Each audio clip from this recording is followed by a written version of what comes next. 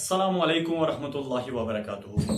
My dear 10th class students, last बारी आपको पता ही है एक चैप्टर की जो है ना उसका इख्तिताम हमने किया था। जैसे मैं आपको जिन चैप्टर्स को हमने खत्म किया है उन चैप्टर्स का मैं नाम गिनना चाहता हूं बेटे। अगर हम बायो की बात करेंगे उसमें लाइफ प्रोसेस कंप्लीट है और दूसरा है कंट्रोल एंड कोऑर्डिनेशन। 1 मिनट के लिए मेरे कंधों पे इस चीज को कर्जा रखिए। तीसरा है बेटे रिप्रोडक्शन एंड चौथा है जेनेटिक्स।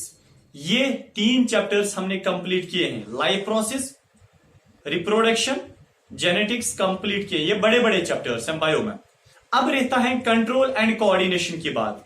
कंट्रोल एंड कोऑर्डिनेशन जो है बेटे चैप्टर, मैं आज वही चैप्टर आपके सामने ला रहा हूं। और अगर हम केमिस्ट्री की बात करेंगे बेटे, सबसे पहले केमिकल रिएक्शन इक्वेशन आपके दूसरे केमिस्ट्री टीचर ने आपको पढ़ाया था। हाँ, उसके बाद पीरियोडिक क्लासिफिकेशन दूसरे टीचर ने आपको पढ़ाया है, ठीक है। और उसके बाद बेटे कार्बन एंड इट्स कंपाउंड, सबसे लंबा वाला चैप्टर केमिस्ट्री का।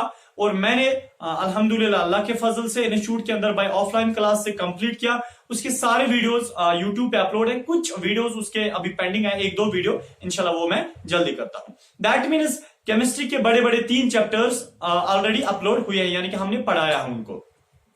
अब केमिस्ट्री में 2 चैप्टर्स रहते हैं, मेटल्स एंड नॉन मेटल और acid base salts. Metal and non metal इंशाल्लाह कल या परसों से मैं इंशाल्लाह उसकी भी शुरुआत करता हूं। बहरहाल हम बायो का एक चैप्टर बेटे आज स्टार्ट करने जा रहे हैं, जिस चैप्टर का नाम है कंट्रोल एंड कोऑर्डिनेशन। एक छोटा सा चैप्टर है बट मोटा सा है, ठीक है। तो कंट्रोल एंड कोऑर्डिनेशन, मोटा होना यहां पे मेरा मतलब है इसमें कंटेंट बहुत ज्यादा है, बहुत ज्यादा content. Just for entrance purpose, आपके 12th के लिए, 11th के लिए भी है और बेटे आपके खासकर 10th बोर्ड एग्जामिनेशन के लिए इसमें बहुत ज्यादा कंटेंट है, ठीक है। तो बेटे हम स्टार्ट करते हैं। चैप्टर का नाम है कंट्रोल एंड कोऑर्डिनेशन। समझे मेरे बच्चे, कंट्रोल एंड कोऑर्डिनेशन की मीनिंग, उसके बाद हम चैप्टर के बीच में घुस जाएंगे जैसे हम घुसते आ रहे हैं, ठीक है। तो बेटे ये ऐसा एक चैप्टर है जिसको खाली एग्जामिनेशन पॉइंट ऑफ व्यू के लिए नहीं पढ़ना है, बल्कि रोजमर्रा जिंदगी में इसकी बहुत ज्यादा इंपॉर्टेंस है, ठीक है। चाहे बेटे आर्ट्स स्टूडेंट हो या नॉन मेडिकल हो, कॉमर्स वाला हो या मेडिकल स्टूडेंट हो, बहुत ज्यादा इंपॉर्टेंस है इसकी। स्टार्ट करें, चलिए बेटे। तो कंट्रोल एंड कोऑर्डिनेशन बायो का दूसरा चैप्टर, छोटा बट मोटा। बेटे इस चैप्टर की सबसे पहले मीनिंग क्या है? Control and coordination. कंट्रोल तो पता ही है, कंट्रोल जो है ना इख्तियार, उसको हम कंट्रोल बोलते हैं। एंड कोऑर्डिनेशन का मतलब क्या है? बेटे कोऑर्डिनेशन का मतलब होता है तालमेल। तालमेल यहां पे मतलब यह है बेटे, अगर एक ऑर्गेनिज्म है, चाहे मैं एनिमल की बात करूं, मैं ह्यूमन की बात करूं, मैं प्लांट की बात करूं, बेटे कोई भी दुनिया में ऑर्गेनिज्म, लिविंग थिंग, उस लिविंग थिंग के जो बॉडी पार्ट्स हैं, डिफरेंट डिफरेंट बॉडी पार्ट्स जो उसके पास होते हैं, देखिए बेटे उन डिफरेंट डिफरेंट बॉडी पार्ट्स जो एक ऑर्गेनिज्म है, उन बॉडी पार्ट्स का आपस में क्या होना बेटे, अच्छा सलूक होना, दिल भरी होना, आपस में उनको अच्छे ताल्लुकात, रिलेशन होना, एक तालमेल उनको आपस में होना, एक उनको आपस में एक फ्रेंडशिप का होना, बेटे इसी चीज को हम कोऑर्डिनेशन बोलते हैं। एक ऑर्गेनिज्म में जो बहुत सारे ऑर्गन्स हैं, उन ऑर्गन्स को आपस में अच्छे ताल्लुकात का होना, इस चीज को बेटे हम कोऑर्डिनेशन बोलते हैं। या आप बोल सकते हैं अपनी लैंग्वेज में ऑर्गन कोऑर्डिनेशन। इनको आपस में क्या है? तालमेल, अच्छा राबिता या अच्छी फ्रेंडशिप है इनको, ठीक है। तो बेटे फॉर एग्जाम्पल मैं आपको एक एग्जांपल देता हूं। मेरा ब्रेन, फॉर एग्जाम्पल मुझे लिखना है यहां पे कुछ, देखिए ऑर्गन्स को आपस में इसमें भी ताल्लुकात है, आपस में इनको फ्रेंडशिप है। लिखना तो हाथ से है, जो लिखना है वो मेरा दिमाग बोलेगा, ठीक है। और बेटे मैं क्या लिख रहा हूं, मेरे आंखें तो देखेंगी, ठीक है। सबसे पहले मेरा ब्रेन मेरी टांगों को बोलता है ऐसे मुड़िए, तो बेटे टांगे मुड़ गई, समझे, एग्जांपल है बेटे। उसके बाद ब्रेन मेरे हाथ को बोलता है, यानी कि बोलता है क्या मतलब कि स्टिमुलस देता है, मैसेज देता है। कौन? ब्रेन हाथ को कि हाथ ऊपर उठाओ, उठाया मैंने हाथ ऊपर। अब मेरा ब्रेन मेरे हाथ को बोलता है कि मैं आपको बताऊंगा लिखना क्या है, मगर आप वैसे ही हाथ को ऊपर नीचे करना। तुम फॉर एग्जाम्पल मुझे लिखना है ABCD, ठीक है, मैं अपने बच्चे का डैडी, ठीक है। तो बेटे तो बेटे फॉर एग्जाम्पल मुझे लिखना है ABCD, तो बेटे मैं क्या करता हूं, मेरा ब्रेन मेरे हाथ को बोलता है लकीर ऊपर ले जाओ, लकीर ऊपर ली, फिर ब्रेन बोलता है हाथ को नीचे ले आओ, लिया, फिर ब्रेन बोलता है बीच में से डालो, किसको बोलता है, हाथ को, डाला, क्या बन गया, A, पढ़िए ना, A। उसके बाद ऐसे BCD, ठीक है। तो बेटे अब देखिए, अब मैं इसको सीक्वेंस में लिखता हूं, यानी कि एक लाइन में लिखता हूं। ये कौन देख रहा है कि मैं लाइन में लिख रहा हूं या नहीं लिख रहा हूं, पेन चलता है नहीं चलता है, ये मेरी आंखें बोलती है दिमाग को, हाँ बिल्कुल बिल्कुल आप सही लिख रहे हो, एक लाइन में आप लिख रहे हो, E यहां पे लिखो, F यहां पे लिखो, GH इधर लिखिए, आप एक लाइन में लिख रहे हो, और लिखाई भी अच्छी हो रही है, और मिस्टेक्स भी नहीं हो रही है, ओवर राइटिंग नहीं हो रही है, और आप लाइन के ऊपर नीचे भी नहीं जा रहे। ये कौन, आंखें बोलती है ब्रेन को। देखिए बेटे, अब अगर फॉर एग्जाम्पल अल्लाह बचाए आंखें नहीं देखती, ये दिमाग का नहीं मानती, बेटे मैं क्या करता, मैं A यहां लिखता, फॉर में देखिए मेरी आंखें अभी बंद है या नहीं है, मेरी आंखें बंद है, मैं यहां लिखता, B यहां लिखता, C यहां लिखता, D यहां लिखता, अरे कहां है, अरे ये तो इधर उधर गया, ठीक है। ये एक ऑर्गन ने अपना काम छोड़ दिया, उसने क्या कनेक्शन बाकी ऑर्गन्स के साथ छोड़ दिया, कितनी बड़ी प्रॉब्लम। या छोड़िए, टांगे बोलती ब्रेन को मैं मुड़ने वाली नहीं हूं, बेटे मुझे कैसे मुड़ना था, ऐसे मुड़ना था, ठीक है, चले नहीं प्रॉब्लम हो रही है पीछे से, चले। या हाथ ही बोलते ब्रेन को नहीं मैं नहीं लिखने वाले हूं, बेटे कैसे लिखते, ऐसे, ठीक है, ऐसे लिखते, ठीक है। दैट मीन्स ऑर्गन्स का आपस में ताल्लुकात होना, टांगों ने माना ब्रेन का, और देखिए आंखों ने माना ब्रेन का, ब्रेन ने माना आंखों का, क्योंकि आंखें बोलती है ना ब्रेन को, आप सही लिख रहे हो, ब्रेन बोल रहा है ठीक है, all is well, all is well, all is well, ठीक है। तो बेटे इसी तरह ब्रेन ऑर्डर देती है हाथों को, हाथ लिख रही है, हाथों ने माना, दैट मीन्स ऑर्गन्स को यहां पे क्या है, ताल्लुकात है। ऑर्गन्स को आपस में ताल्लुकात होना, this thing is known as coordination, इसी को हम कोऑर्डिनेशन बोलते हैं। क्लियर, चलिए बेटे अब हम इसमें देखेंगे इस चैप्टर में एक प्लांट कोऑर्डिनेशन, प्लांट्स में ऑर्गन्स आपस में उनको तालमेल कैसे होता है, एंड एनिमल कोऑर्डिनेशन, एनिमल्स यानी कि ह्यूमन बींग्स में, ह्यूमन वही एनिमल्स हैं, ह्यूमन बींग्स में आपस में ऑर्गन्स को कैसे ये तालमेल होता है। तो पहले बेटे आज हम इंशाल्लाह इस लेक्चर में हम प्लांट कोऑर्डिनेशन सारा खत्म कर देंगे, क्योंकि आपका प्लांट कोऑर्डिनेशन जो आपके सिलेबस में है वो बहुत छोटा है। तो बेटे आज हम यहां पे प्लांट कोऑर्डिनेशन उठाएंगे, प्लांट कोऑर्डिनेशन। तो समझे मेरे बच्चे, अब हमारा टॉपिक इस कंट्रोल एंड कोऑर्डिनेशन में सबसे पहले है प्लांट कोऑर्डिनेशन।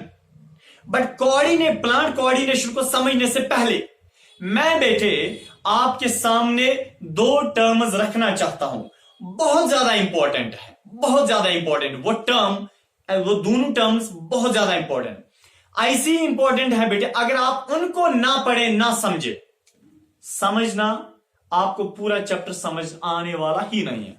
ये ऐसी बात है, मैंने आपको सारा डाइजेस्टिव सिस्टम पढ़ाया एक्सेप्ट बेटे स्टोमक नहीं पढ़ाया, और मैं डाइजेशन आपको पढ़ा रहा हूं, डाइजेशन 1 महीने मैंने आपको पढ़ाया, ठीक है, मैं पढ़ा रहा हूं डाइजेशन, बस स्टोमक नहीं बताया, क्या फायदा है। अरे डाइजेशन मेन तो वही होती है जो ऑर्गन पढ़ाए नहीं। इस तरह बेटे दो टर्म्स मैं आपके सामने रख रहा हूं, उनको अच्छे से आप समझिए। एक है बेटे, एक पहली टर्म इंपॉर्टेंट टर्म, उसको हम बोलते हैं स्टिमुलाई, STUMULI, स्टिमुलाई, और दूसरी टर्म है बेटे response, RESPONSE, stimuli and response. Stimuli and response दो इंपॉर्टेंट टर्म्स।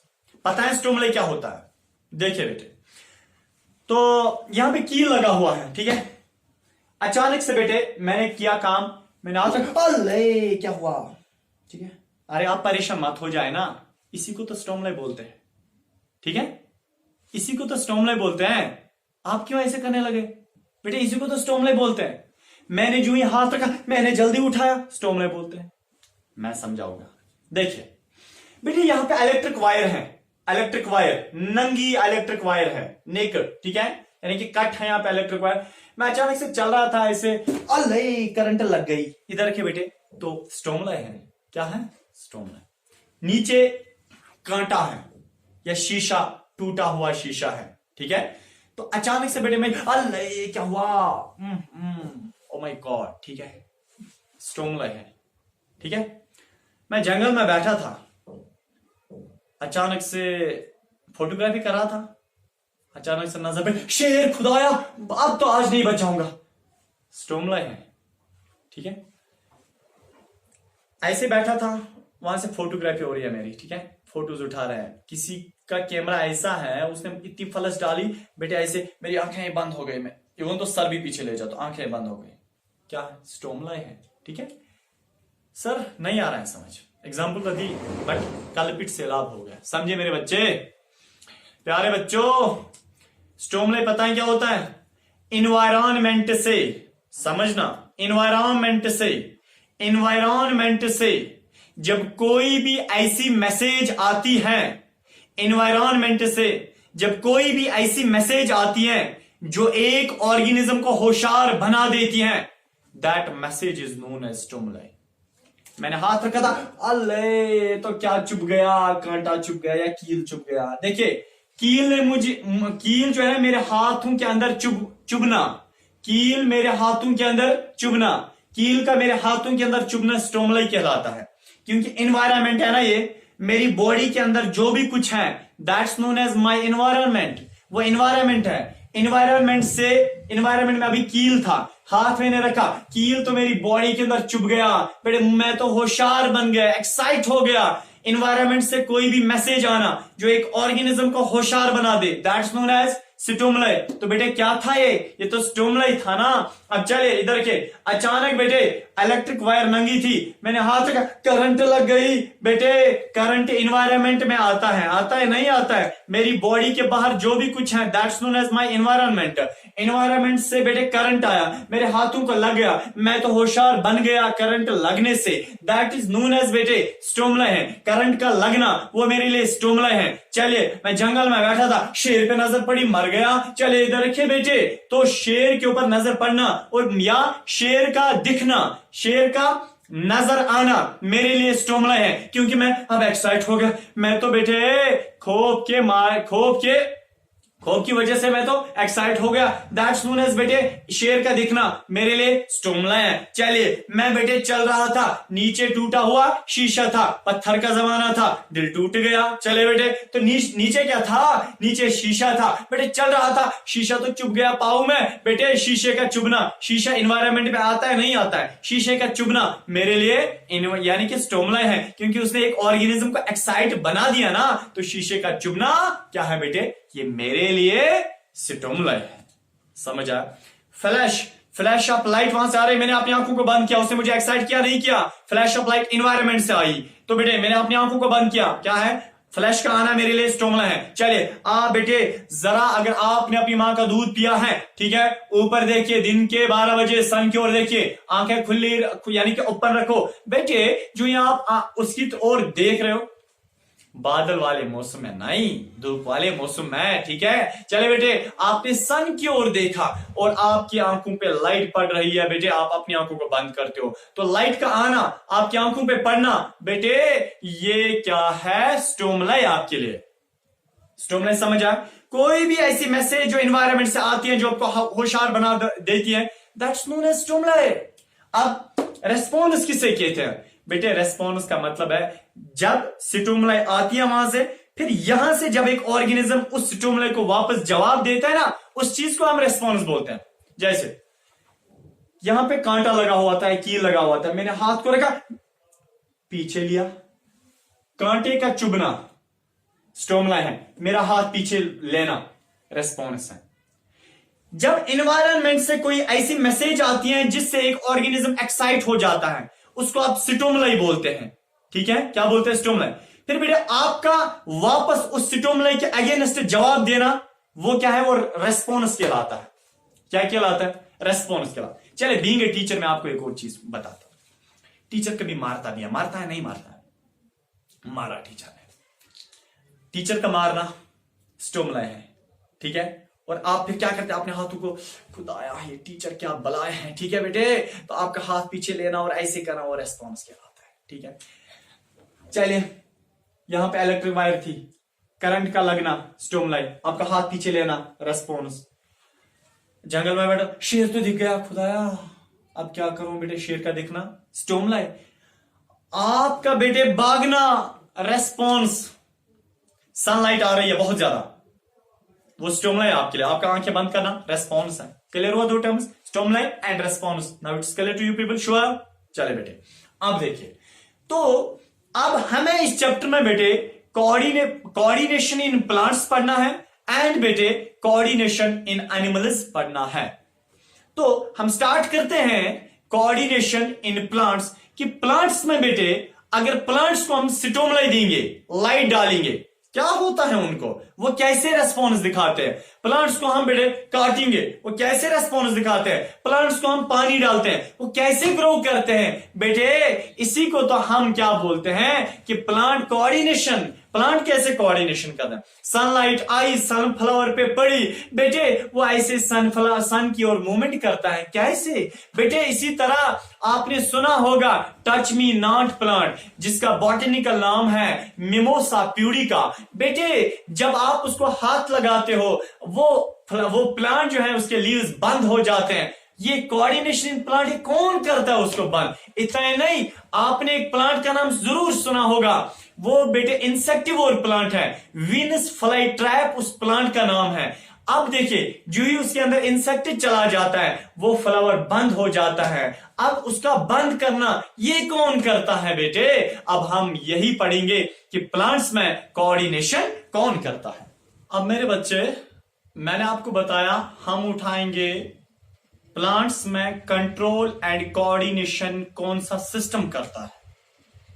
अगर बेटे एक एनिमल की बॉडी को आप देखेंगे, even though you know this thing that animals contain digestive system for digestion and similarly nervous system for coordination। इसी तरह बेटे अगर आप एनिमल्स की रेस्पिरेशन देखोगे, उनमें रेस्पिरेटरी सिस्टम होता है, और ब्लड का इधर से उधर जाना उसके लिए सर्कुलेटरी सिस्टम होता है। बट मेरे बच्चे आपको यह भी पता होनी चाहिए, इंसान वगैरह सोचते हैं उनके लिए अलग एक सिस्टम जिसे नर्व सिस्टम बोलते हैं, बट यहां पे हम देखेंगे कि जो प्लांट्स होते हैं उनमें कौन सा सिस्टम ऐसा होता है जिसकी वजह से वो कंट्रोल एंड कोऑर्डिनेशन करते हैं। मैं आपको बेटे यहां पे दो डिफरेंट ऑर्गेनिज्म से एग्जाम्पल समझाना चाहता हूं। मेरे पास है बेटे ये एक एनिमल, और बच्चे मेरे पास है ये एक प्लांट, ठीक है। चलिए इधर देखिए, ये एनिमल और ये प्लांट। याद रखिए मेरे बच्चे, एनिमल्स में कंट्रोल एंड कोऑर्डिनेशन के लिए दो सिस्टम्स रेस्पॉन्सिबल होते हैं। इस बात को दिल के अंदर बसा के रखिए, एनिमल्स के अंदर दो सिस्टम्स होते हैं कंट्रोल एंड कोऑर्डिनेशन के लिए। पहले सिस्टम का नाम होता है बच्चे नर्वस सिस्टम, और दूसरा जो सिस्टम होता है मेरे बच्चे उसका नाम होता है एंडोक्राइन सिस्टम। इस बात को बड़े आराम और इत्मीनान और सुकून से आप समझे कि आज मैं क्या बोलने वाला हूं। इवन दो रेफरेंसेस जो मानी हुई बुक्स होती है बेटे, उनमें भी थोड़ी गड़बड़ी होती है। गड़बड़ी मैं उससे बगावत नहीं कर रहा हूं आपकी टेक्स्ट बुक से, आपके रेफरेंसेस से। वो तो बेटे लिखते हैं बहुत ज्यादा कंटेंट, बट वो इस बात को प्रॉपरली समझाने में फेल हो जाते हैं कि एनिमल्स में जो सिस्टम होता है बेटे और प्लांट्स में सिस्टम, इस चीज को आपस में डिफरेंशिएशन करने में उनको, यानी कि आज तक मैंने ये चीज उनमें नहीं देखी है कि उन्होंने प्रॉपरली इस चीज को डिफाइन किया है, ठीक है। या अभी मैं वहीं पे आपको बताता हूं ज्यादातर वो कहां पे उन्होंने लीनेंसी दिखाई है। तो मेरे बच्चे एनिमल्स के पास दो सिस्टम्स होते हैं, नर्वस सिस्टम और दूसरा एंडोक्राइन सिस्टम। ये दो सिस्टम्स होते हैं एनिमल्स के पास, जिनकी वजह से वो कंट्रोल एंड कोऑर्डिनेशन दिखाते हैं। और जब हम पढ़ेंगे control and coordination in animals, तब हमें इन दोनों सिस्टम्स को डिटेल्ड पढ़ना है। बट हम बात करते हैं बेटे प्लांट्स का control and coordination, plant control and coordination. तो अगर आप प्लांट्स की बात करोगे, जितने भी दुनिया में प्लांट्स हैं, चाहे समंदर के अंदर रहने वाले, जमीन के ऊपर, या बेटे क्या है ये एम्फीबियंस ऑफ प्लांट किंगडम जिन्हें आप बोलते हैं, जो कभी पानी में भी रहते हैं और कभी जमीन के ऊपर भी रहते हैं, जैसे ब्रायोफाइट्स। तो प्लांट्स में एक ही सिस्टम होता है कंट्रोल एंड कोऑर्डिनेशन के लिए, जिस सिस्टम को हम एंडोक्राइन सिस्टम बोलते हैं, एंडोक्राइन सिस्टम। मेरे बच्चे इस बात को ध्यान से समझिए, एनिमल्स के पास दो सिस्टम्स होते हैं कंट्रोल एंड कोऑर्डिनेशन के लिए, और प्लांट्स के पास एक ही सिस्टम होता है कंट्रोल एंड कोऑर्डिनेशन के लिए। उस सिस्टम का नाम है एंडोक्राइन सिस्टम। बेटे मेरे, यही एंडोक्राइन सिस्टम, इसी का दूसरा नाम होता है hormonal system, hormonal system. Endocrine system या हार्मोनल सिस्टम आप बोलो। प्लांट्स में एक ही सिस्टम होता है कंट्रोल एंड कोऑर्डिनेशन के लिए, एनिमल्स में दो systems, number first nervous system and endocrine system. देखिए बच्चे, अगर हम प्लांट्स की बात करेंगे, ये लेस एक्टिव होते हैं और एनिमल्स ज्यादा एक्टिव होते हैं, मोर एक्टिव देन प्लांट्स। क्यों? उसका रीजन यह है क्योंकि बेटे एनिमल्स के पास नर्वस सिस्टम होता है, that's why they are more active than plants, because they bear this nervous system. Clear? आगे जाते हैं। अब बच्चे, अगर प्लांट्स में ये नर्वस सिस्टम, सॉरी ये एंडोक्राइन सिस्टम होता है, ये होता क्या है और कहां पे होता है? मैं आपको थोड़ा पिछले वाली क्लास की ओर ले जाता हूं। क्लास 8 में एक चैप्टर आपने पढ़ा होगा, reaching the age of adolescence. उस चैप्टर में आपने बेटे पढ़ा होगा एंडोक्राइन सिस्टम, यानी कि जहां जहां से हमारी बॉडी में हार्मोन्स निकलते हैं। Actually hormones are the chemical substances जो हमारी बॉडी से रिलीज होते हैं। जहां जहां से हमारी बॉडी में हार्मोन्स निकलते हैं, उस सिस्टम, उनको, उन ग्लैंड्स को इकट्ठे, फिर they are constitutively known as endocrine system. तो यही एंडोक्राइन सिस्टम, इसका दूसरा नाम होता है हार्मोनल सिस्टम, प्लांट्स में भी और एनिमल्स में। देखिए, प्लांट्स में यह एंडोक्राइन सिस्टम कहां पे होता है? बेटे, अगर हम रूट्स की बात करेंगे, या शूट की बात करेंगे, या एपेक्स की बात करेंगे, या बेटे लेटरल रिबिस की बात करेंगे, हर एक जगह प्लांट को ये एंडोक्राइन सिस्टम पाया जाता है। दैट मीन्स एंडोक्राइन सिस्टम एक वाहिद, एक यूनिक सिस्टम होता है प्लांट्स में, जो कंट्रोल एंड कोऑर्डिनेशन करता है। और एक कंट्रोल है, ये एंडोक्राइन सिस्टम प्लांट्स में पूरी बॉडी में फैला हुआ होता है। जैसे मैं आपको बताऊं, इंसानों का सर्कुलेटरी सिस्टम कहां पे होता है, खून का सिस्टम कहां पे होता है? आप आंखें बंद करके बोलोगे बेटे कि पूरी बॉडी में पाया जाता है। यहां से प्रिक दे दो, ब्लड निकलेगा, यहां से प्रिक दे दो, ब्लड निकलेगा। दैट मीन्स बेटे पूरी बॉडी में, जिस तरह हमारी बॉडी में क्या होता है, ब्लड पाया जाता है, सर्कुलेटरी सिस्टम, इसी तरह प्लांट की पूरी बॉडी में ये फैला हुआ एंडोक्राइन सिस्टम पाया जाता है।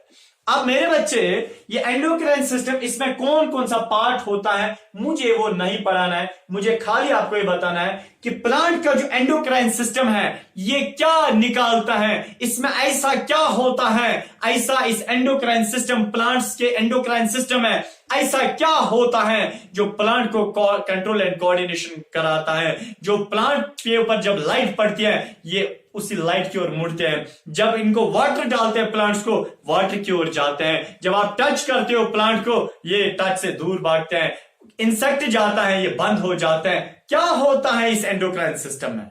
ये सारा जो मैंने फिनोमेनन गिने, ये बेटे ये फिनोमेनन सारे कौन करता है? Endocrine system. अब ये एंडोक्राइन सिस्टम में ऐसा क्या होता है बेटे, मैं आपसे बताना चाहता हूं। इस एंडोक्राइन सिस्टम में इससे हार्मोन्स निकलते हैं, 5 किस्म के हार्मोन्स निकलते हैं। उन हार्मोन्स की वजह से बेटे प्लांट्स का जो एंडोक्राइन सिस्टम होता है ये काम करता है। मैं आपसे ये बता रहा हूं प्लांट्स में जो एंडोक्राइन सिस्टम है मेरे बच्चे, उस एंडोक्राइन सिस्टम से 5 किस्म के हार्मोन्स निकलते हैं। तो मैं हार्मोन्स का नाम गिनना चाहता हूं। वो 5 हार्मोन जो है वही प्लांट को कंट्रोल एंड कोऑर्डिनेशन कराते हैं। पहला बेटे जो हार्मोन है उसका नाम है बेटे ऑक्सिन, AUXIN, ऑक्सिन। ऑक्सिन एक हार्मोन होता है जो प्लांट्स में पाया जाता है। दूसरा बेटे उसका नाम होता है साइटोकिनिन, CYTOKINENIN,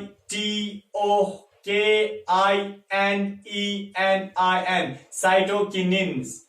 सॉरी स्पेलिंग थोड़ी गलत हो गई, CYTOKINEN, साइटोकिनिन, ठीक है। और तीसरा जो हार्मोन यहां से निकलता है उसको हम बोलते हैं जिबरलिन, GIBBERELLIN,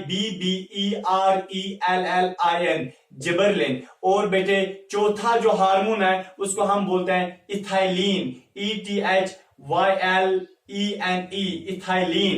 और लास्ट वाला जो हार्मोन है बेटे उसका नाम है abscisic acid, abscisic acid, ABSICACID acid, abscisic acid.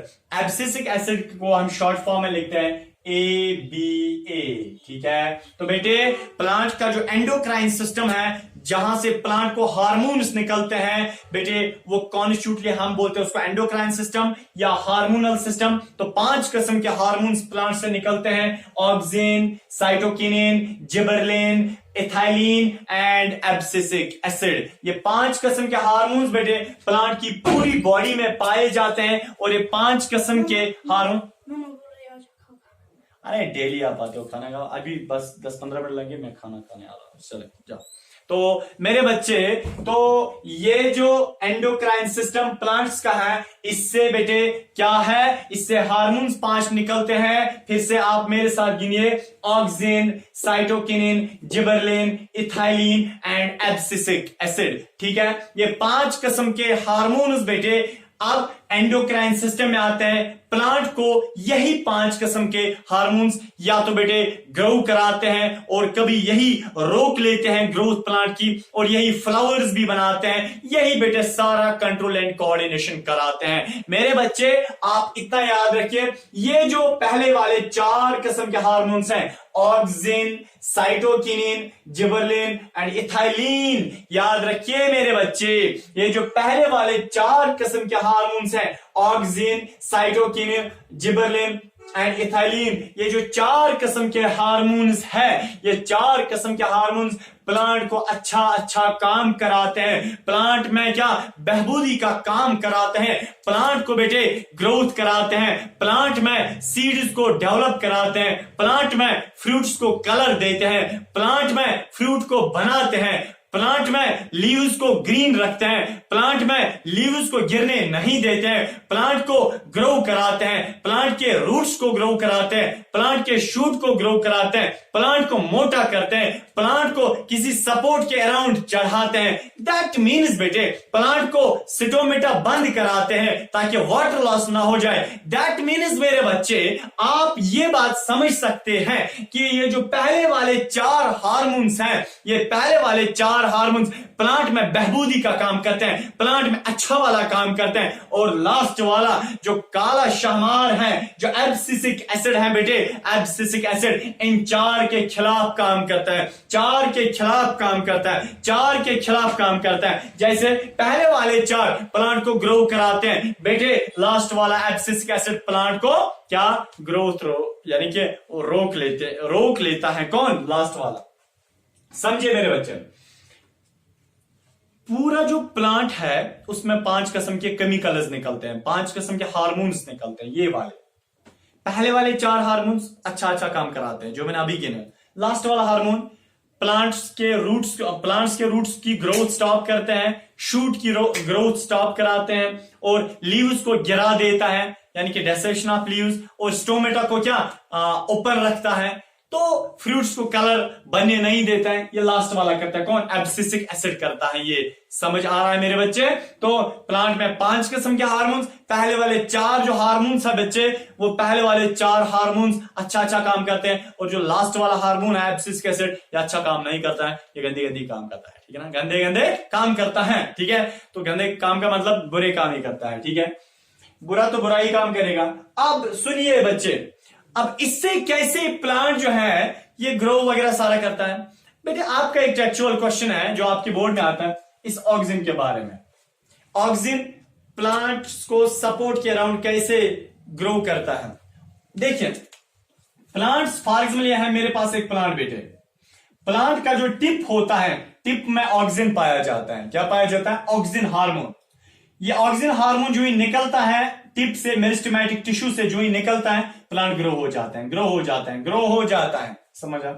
अब कोई प्लांट ऐसा है, क्रीपर्स वगैरह या रनर्स है बेटे इधर के, या जिन सपोर्टर्स देखिए, ये वो से अलकुल फॉर एग्जांपल, आपने एक सपोर्ट बीच में लगाया, अलकुल सपोर्टर्स अंदर खसान ऐसे साइड में चढ़ता है। कैसे चढ़ता है? असल में अलकुलिस टिप, अलकुलिस टिप वहां से ऑक्सिन निकलता है, ऑक्सिन निकला बेटे ये प्लांट ग्रो हो जाता है। अब देखिए ये अलकुलिस थोड़ा सा ऐसे गोल होता है, गोल अलकुलिस साइड्स नियरन ज्यादा, जो लेटरल साइड होता है इससे ज्यादा ऑक्सिन निकलता है, इसलिए साइड में ज्यादा ग्रो होता है। यू सपोर्ट अच्छा मंज आसान अंदर से जो प्लांट होता है, अंदर से देखिए अलकुल यह गोला ही मज साइड ऑक्सीजन ज्यादा, साइड से ऑक्सीजन ज्यादा निकलता है तो साइड में ज्यादा ग्रो हो जाता है। बीच अंदर से इसको ऑक्सीजन कम निकलता है अंदर से, इसलिए कम ग्रो होता है, तो सपोर्ट के अंदर ये अराउंड ये ग्रो हो जाता है। समझा? चलिए अब इन हार्मोन्स की वजह से प्लांट क्या क्या कर पाता है, प्लांट क्या क्या कर पाता है इस एंडोक्राइन सिस्टम की वजह से। बेटे खाली एक चीज है बेचारे के पास, इस प्लांट के पास, यही एंडोक्राइन सिस्टम। इसी की वजह से इस प्लांट को पूरा कंट्रोल एंड कोऑर्डिनेशन का काम करना है, सारा कंट्रोल एंड कोऑर्डिनेशन प्लांट को इसी वजह से करना है, यानी कि इसी सिस्टम से ही कर रहे हैं, कंट्रोल एंड एंडोक्राइन सिस्टम से ही। अब प्लांट्स में 2 किस्म की मूवमेंट्स होती है।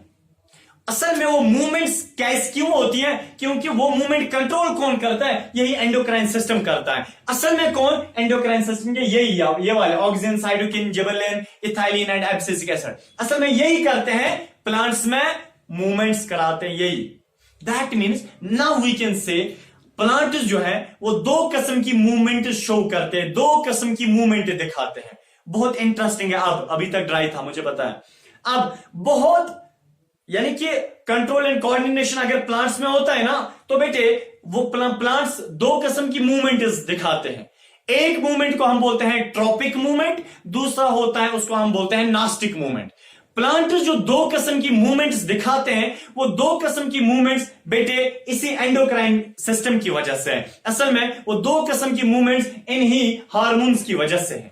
समझ आ रहा है? तो वो 2 किस्म की मूवमेंट्स प्लांट जो है जो शो करते हैं, कौन कौन सी मूवमेंट है? तो पहली मूवमेंट जो प्लांट्स दिखाते हैं, मैंने बोला प्लांट्स 2 मूवमेंट्स दिखाते हैं। पहली मूवमेंट जिसको हम बोलते हैं बच्चे tropic movement, TROPHIC, tropic movement, इसी को हम बोलते हैं ट्रॉपिज्म।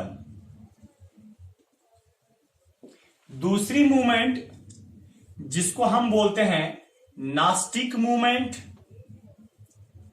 इसी को हम बोलते हैं नास्टिक्स। तो एंडोक्राइन सिस्टम जो प्लांट्स में होता है, उसी एंडोक्राइन सिस्टम ऑफ प्लांट्स में जो सिस्टम उनका होता है एंडोक्राइन सिस्टम, उससे प्लांट्स में 2 किस्म की मूवमेंट्स हो जाती हैं। पहली मूवमेंट ट्रॉपिक मूवमेंट एंड दूसरी नास्टिक मूवमेंट। तो प्लांट्स में कंट्रोल एंड कोऑर्डिनेशन जो है वो यही है। ट्रॉपिक मूवमेंट प्लांट्स का कंट्रोल एंड कोऑर्डिनेशन है, और नास्टिक मूवमेंट प्लांट का कंट्रोल एंड कोऑर्डिनेशन है।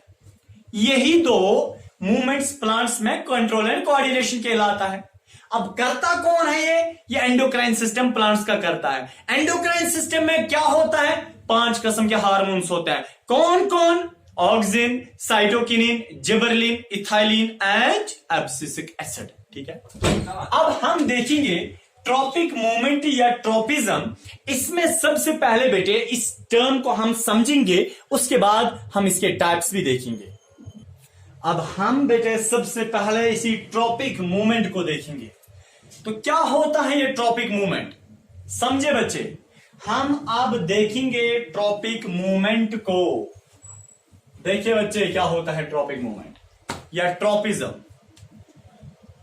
इन्वायरमेंट से जब एक प्लांट को कोई स्टिमुलस आ जाए, अब मुझे स्टिमुलस नहीं समझाना है ना, पता है ना। इन्वायरमेंट से एक प्लांट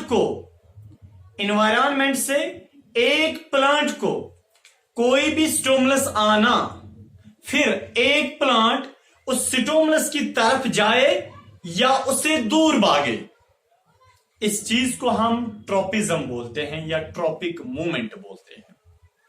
एनवायरनमेंट से एक प्लांट को कोई भी स्टिमुलस अगर आ जाए, फिर एक प्लांट उस स्टिमुलस की तरफ जाता है या उसे दूर भागता है, बेटे इस चीज को हम बोलते हैं, इस फेनोमेनन को हम कहते हैं ट्रॉपिक मूवमेंट या tropism.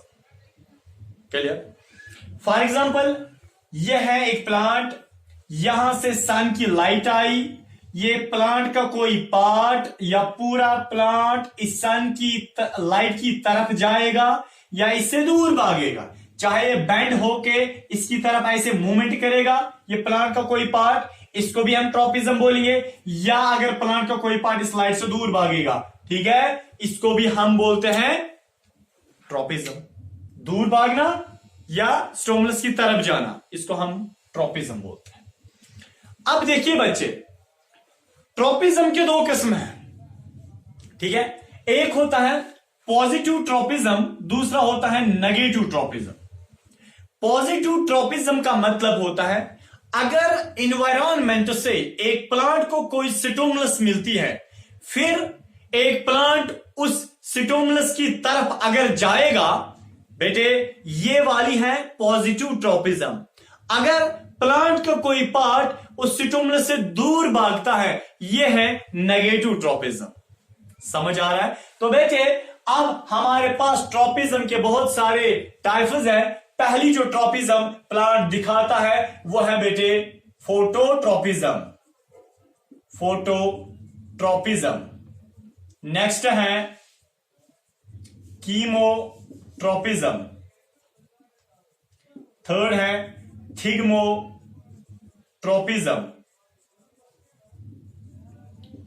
Phototropism, chemotropism, thigmotropism, hydrotropism.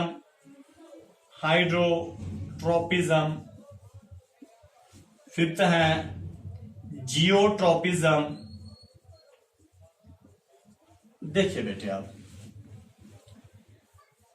तो मैंने आपके सामने 5 ट्रॉपिज्म्स रखे, phototropism, chemotropism, thigmotropism, hydrotropism and geotropism.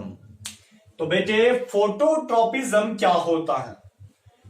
Photo का मतलब होता है लाइट, ट्रॉपिज्म पता ही है, जब इन्वायरमेंट से एक प्लांट को कोई स्टिमुलस मिलते हैं, फिर उसकी तरफ जाना या उससे दूर भागना, उसको ट्रॉपिज्म बोलते हैं। But here tropism reflects that this tropism, phototropism here means कि जब लाइट आती है, फोटो मीन्स लाइट, जब लाइट आती है in the form of stimulus. यह है मेरे पास बच्चे एक प्लांट, यह है सनलाइट, सनलाइट पड़ते इस प्लांट के ऊपर, समझना मेरे बच्चे, यह है रूट्स प्लांट्स के। देखिए सनलाइट पड़ती है प्लांट के ऊपर, इस वक्त सन की लाइट प्लांट के लिए स्टिमुलस है, but in the form of light है ना, तो ये कौन सी स्टिमुलस है? लाइट वाली स्टिमुलस, ठीक है, इसी को हम बोलते हैं फोटोट्रॉपिज्म। बेटे अब अगर प्लांट का कोई पार्ट इस लाइट की तरफ जाता है, उसको हम बोलते हैं, ये वाला पार्ट प्लांट का पॉजिटिव फोटोट्रॉपिज्म दिखाता है। अगर प्लांट का कोई पार्ट उस लाइट से दूर भागता है, अगेंस्ट जाता है, तब हम बोलते हैं वो वाला प्लांट का पार्ट नेगेटिव फोटोट्रोपिज्म शो करता है। देखिए प्लांट का ऊपर वाला पार्ट, शूट वाला पार्ट, जब सन की लाइट आती है प्लांट के ऊपर पड़ती है, प्लांट का शूट वाला पार्ट ऊपर ऊपर ग्रो होता है, मीन्स कि सन की ओर जाता है। बेटे शूट वाला पार्ट फोटोट्रोपिज्म तो दिखाता है बट पॉजिटिव फोटोट्रोपिज्म दिखाता है, ठीक है। अब रूट्स जो है ये लाइट से दूर भागते हैं, लाइट ऊपर है और रूट्स इससे देखिए नीचे नीचे नीचे नीचे चले जाते हैं, दूर भागते हैं, तो रूट्स लाइट के अगेंस्ट जाते हैं, दूर भागते हैं बेटे। इसको हम क्या बोलेंगे, इसको हम बोलेंगे कि रूट जो है वो नेगेटिव फोटोट्रोपिज्म दिखाते हैं। लाइट जब in the form of stimulus आती है, फिर प्लांट का कोई पार्ट अगर लाइट की तरफ जाए या उसे दूर भागे, इसको हम फोटोट्रोपिज्म बोलते हैं। अगर प्लांट का कोई पार्ट लाइट की तरफ जाता है तो वह है पॉजिटिव फोटोट्रोपिज्म, अगर उसे दूर भागता है इसको हम नेगेटिव फोटोट्रोपिज्म बोलते हैं। नेक्स्ट बेटे कीमोट्रोपिज्म। कीमोट्रोपिज्म क्या होता है? कीमो का मतलब होता है chemical and tropism means here stimulus in the form of chemical. तो बेटे कीमोट्रोपिज्म का मतलब जब प्लांट का कोई पार्ट केमिकल्स की तरफ जाता है या उसे दूर भागता है, इसको बेटे हम बोलते हैं कीमोट्रोपिज्म। अगर प्लांट का कोई पार्ट केमिकल्स की तरफ गया बेटे उसको हम बोलते हैं ये दिखाता है पॉजिटिव कीमोट्रोपिज्म। अगर केमिकल से दूर भागा उसको हम बोलते हैं ये दिखाता है नेगेटिव कीमोट्रोपिज्म। समझ आया बेटे? चलिए मैं आपको एग्जांपल देता हूं। आपने मेरे बच्चे देखा और सुना होगा, मैंने आपको पढ़ाया है जो फ्लावर होता है, पता होगा आपको बेटे फ्लावर जो होता है उसमें मेल पार्ट और फीमेल पार्ट होता है। यह है बच्चे मेरे, यह है फ्लावर, देखिए यह है फ्लावर। फ्लावर में जो मेल एंड फीमेल पार्ट होता है, हम यहाँ पे फीमेल पार्ट दिखाएंगे। यह है बेटे फीमेल पार्ट। फीमेल पार्ट में स्टिग्मा, स्टाइल एंड ओवरी होती है। इतना पता होना चाहिए कि जो स्टिग्मा और स्टाइल, नीचे स्टाइल है, स्टाइल के अंदर से बेटे केमिकल्स होते हैं। क्या होता है? केमिकल। और बेटे यहां से मेल पार्ट, एंथर वाला पार्ट होता है, मेल पार्ट एंथर। इतना भी आपको पता है एंथर से पोलन ग्रेन्स उठते हैं और स्टिग्मा के ऊपर बैठते हैं बेटे, और स्टिग्मा से वो केमिकल, वो पोलन ग्रेन्स नीचे जाते हैं इस केमिकल की ओर, स्टाइल की ओर। स्टाइल में है ना केमिकल्स, तो पोलन ग्रेन्स जाते हैं इन केमिकल्स की ओर या इस स्टाइल की ओर। स्टाइल में केमिकल्स है, that means pollen grains chemical की तरफ जाते हैं। तो पोलन ग्रेन्स एक पार्ट होता है प्लांट का, तो पोलन ग्रेन्स क्या शो करते हैं? पॉजिटिव कीमोट्रोपिज्म, क्योंकि ये केमिकल्स की तरफ जाते हैं, इसको हम पॉजिटिव कीमोट्रोपिज्म बोलते हैं। और नेगेटिव कीमोट्रोपिज्म की एग्जांपल क्या है बेटे? सुनिए, आपने सुना होगा कि जो या आपको पता होगी वॉलनट ट्रीज जो है बेटे, ये है फॉर एग्जांपल वॉलनट का ट्री। इधर के वॉलनट का ट्री जो है इस डूइन कुल आसान गोबर, डूइन कुल तल वॉलनट का जो ट्री है इसके सराउंडिंग में कोई भी प्लांट नहीं चढ़ता है। क्यों नहीं? क्योंकि वॉलनट का जो बेटे ये ट्री होता है उसमें जो रूट्स होते हैं उनके रूट्स एब्सिसिक एसिड निकालते हैं। वॉलनट का जो ट्री है उस ट्री से के जो रूट्स हैं उन रूट से केमिकल निकलता है। क्या निकलता है? केमिकल। वो केमिकल जमीन में मौजूद रहता है। अब देखिए अगर बेटे आप सीड डालोगे या कोई यहाँ पे कोई प्लांट लगाओगे इस वॉलनट के सराउंडिंग में नीचे से, आपको पता है यहाँ बेटे कोई भी प्लांट नहीं चढ़ेगा। ये प्लांट यहाँ पे नहीं चढ़ेगा जो आपने अभी वॉलनट के ट्री के नीचे लगाया, ये मर जाएगा। क्योंकि बेटे ये केमिकल से नफरत करता है, ये केमिकल से हेट करता है, इसलिए ये मर गया। दैट मीन्स केमिकल से दूर भागना चाहता था। This is an example of negative chemotropism. समझ आया बेटे? चलिए अब हमने जबरदस्ती लगाया तो उसका क्या मतलब। चलिए अब है बेटे थिग्मोट्रोपिज्म। थिक का मतलब होता है touch, T for thigmo, T for touch. Touch वाला ट्रोपिज्म। जब एक प्लांट को मेरे बच्चे हम टच करेंगे यानी कि या टच करेंगे, अगर बेटे वो प्लांट का कोई पार्ट टच की तरफ आ गया या टच से दूर भागा, बेटे इसको हम बोलेंगे क्या? थिग्मोट्रोपिज्म। थिक का मतलब टच। हाँ, अगर प्लांट का कोई पार्ट टच की तरफ आ गया तब हम बोलेंगे पॉजिटिव थिग्मोट्रोपिज्म। अगर प्लांट का कोई पार्ट टच से दूर भागा तब हम बोलेंगे नेगेटिव थिग्मोट्रोपिज्म। मेरे बच्चे याद रखिए, अब मैं आपको एक एग्जांपल देता हूं।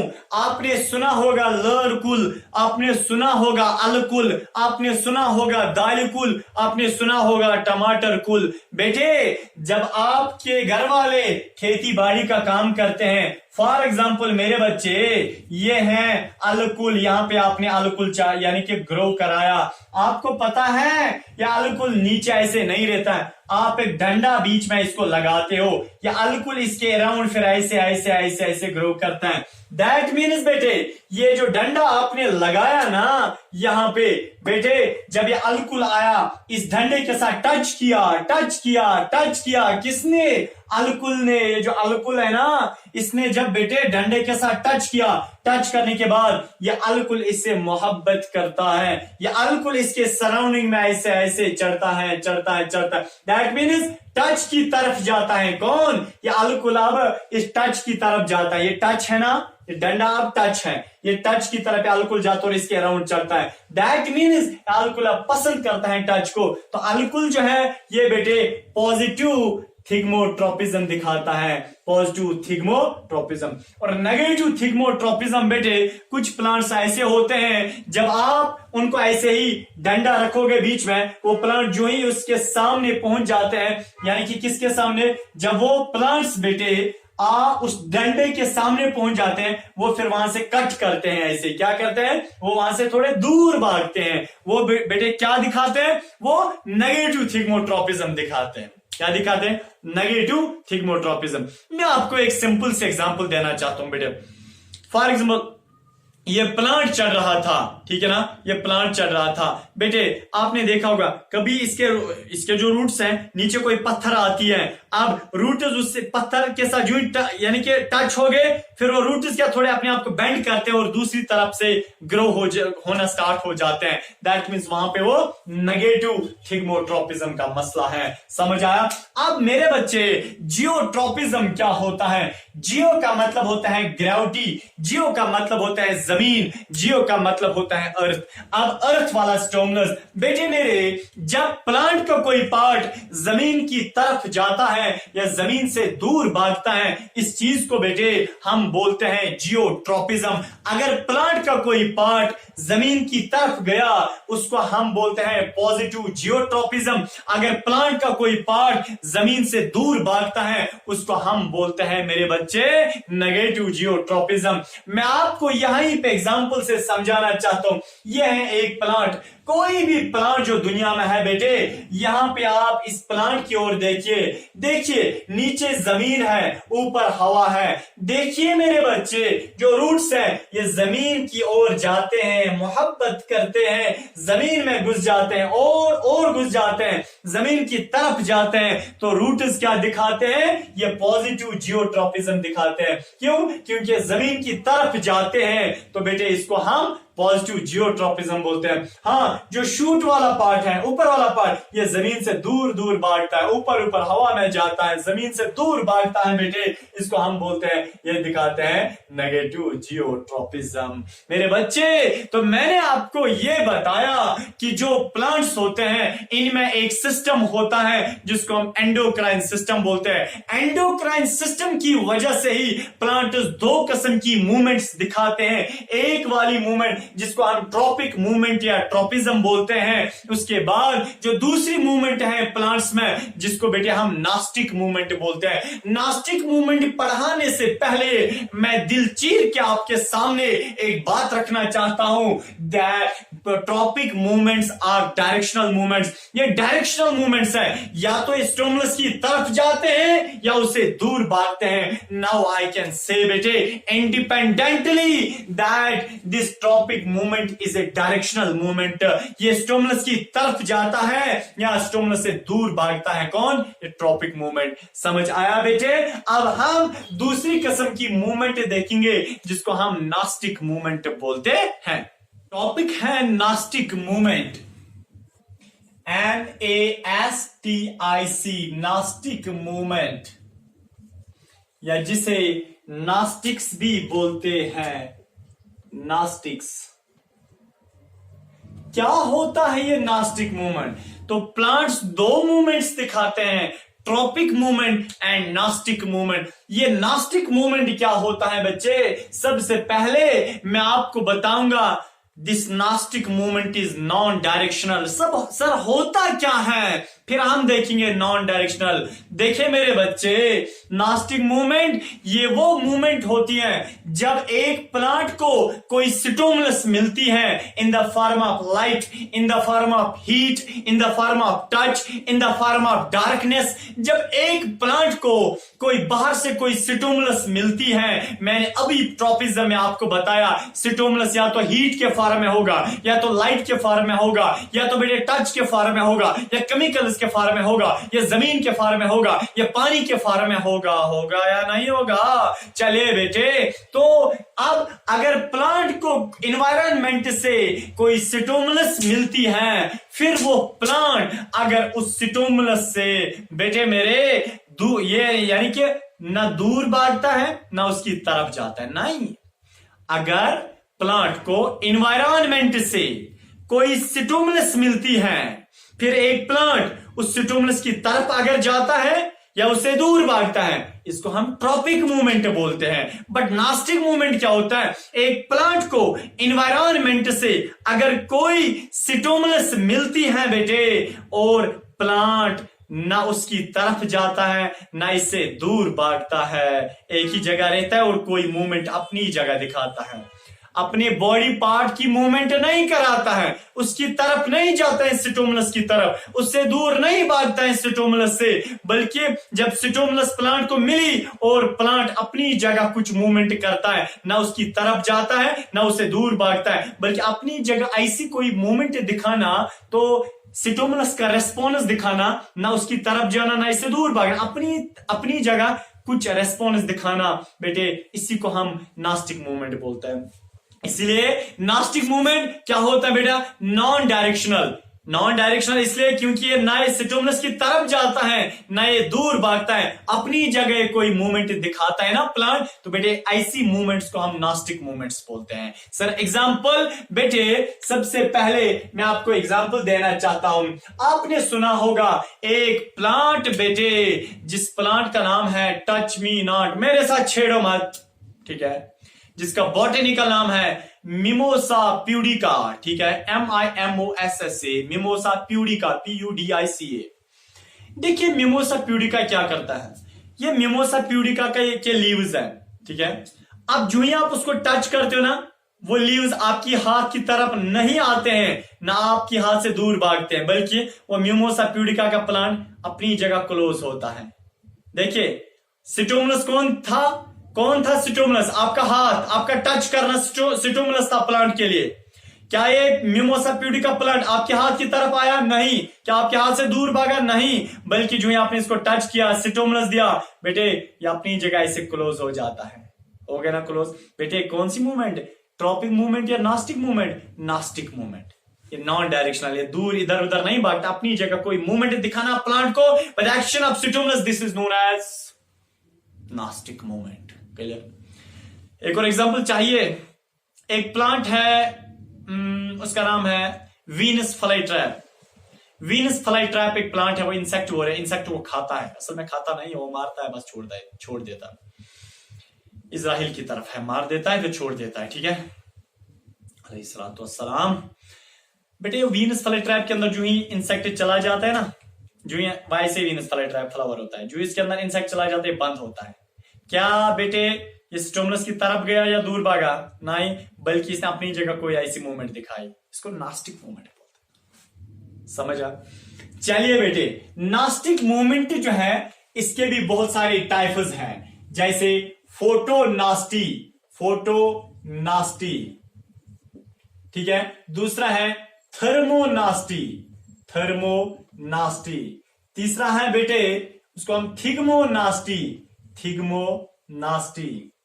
चौथा है बच्चे उसको हम बोलते हैं निक्टिनास्टी, NYCTINASTY, निक्टिनास्टी। जैसे ट्रॉपिज्म के बहुत सारे टाइप्स थे, इसके भी टाइप्स हैं। फोटोनास्टी, जब लाइट प्लांट के ऊपर पड़ेगी और ना वो लाइट की तरफ जाता है ना वो दूर भागता है, बल्कि अपनी जगह वो कुछ मूवमेंट दिखाएगा प्लांट, उस वाली को हम फोटोनास्टी बोलते हैं। थर्मोनास्टी, जब प्लांट को हीट मिलेगी, हीट, थर्मो मीन्स हीट, थिग्मो का मतलब टच, थर्मो मीन्स हीट, जब प्लांट को हीट मिलेगी, ये प्लांट ना उसकी तरफ जाता है ना इससे दूर भागता है, बल्कि अपनी जगह कुछ मूवमेंट दिखाता है, उसको हम थर्मोनास्टी। थिग्मोनास्टी का मतलब जब प्लांट को बेटे टच करोगे ना वो आपकी हाथ की तरफ आता है ना दूर भागता है, बल्कि अपनी जगह कोई मूवमेंट दिखाता है, उसको thigmonasty. Example mimosa pudica. Nyctinasty का, निक्टी का मतलब होता है डार्कनेस, जब प्लांट को डार्कनेस मिलती है और प्लांट ना उससे दूर भागता है ना उसके क्लोज आता है, बल्कि क्या करता है वो अपनी जगह क्लोज हो जाएगा, उसको आप क्या बोलते हैं निक्टिनास्टी। Example beans,